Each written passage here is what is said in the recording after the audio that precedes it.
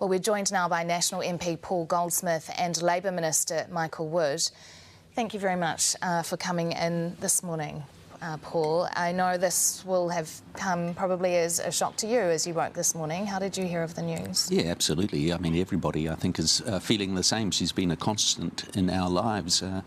I think back as a child, my first treasure was the silver anniversary coin, and throughout our entire lives she has been there, a monarch who has served this country and the Commonwealth so consistently. So we're all very sad and wanting to pay tribute to a remarkable woman. And Minister Wood joins us from Wellington. Michael, what was your reaction to the news this morning?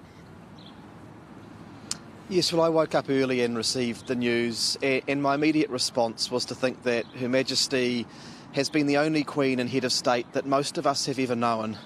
And so I think many people will be feeling a profound sense of loss and sadness, but also something of a sense of dislocation, having known her as a constant source of stability and service for all of that time. But my other immediate reflection was that, as well as being a public figure of world status, she was also a mother, a grandmother, a great-grandmother and a matriarch within her own whānau. And so I think it's appropriate that, as well as we publicly mourn, that our prayers and our thoughts are with King Charles III and the rest of the royal family.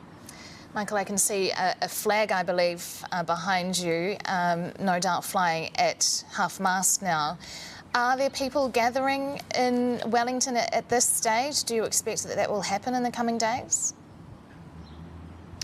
Well, I've just come down through the beehive from my office down to the forecourt, and as you've noted, the flags have been put to half-mast. That happened some time ago this morning. A memorial book is being set up in the foyer at the beehive, and as I came down, a number of people were already there passing on their profound thanks and their comments on the reign of Her Majesty Queen Elizabeth II. So I think we will see over the course of the day and the coming days people coming here and to other public places to pass on their respects. And Paul, politicians will be among them. We heard from Jacinda Ardern that House will sit on Tuesday to pay respects to the Queen. Do you feel that's appropriate and that will be a sombre occasion, no doubt? Oh, absolutely.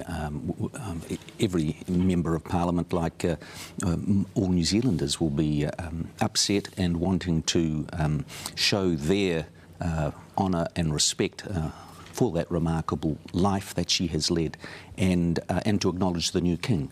And so, it'll be a grave occasion and one that we'll all remember. These are moments in our lives that we have a chance to reflect on the, what she contributed to this great country that we live in, and our shared history with Britain and going back through the centuries. And so, I think it will be a mixture of sadness, but also an incredibly warm feeling for what has been a remarkable time and a remarkable reign. And Michael, those steps behind you is where the proclamation will be made in New Zealand that King Charles III will officially become our king too. We are now looking at a live shot of the Auckland Harbour Bridge. As you can see, flags there also flying at half-mast today. I want to thank National MP Paul Goldsmith and Labour Minister Michael Wood very much for being with us this morning.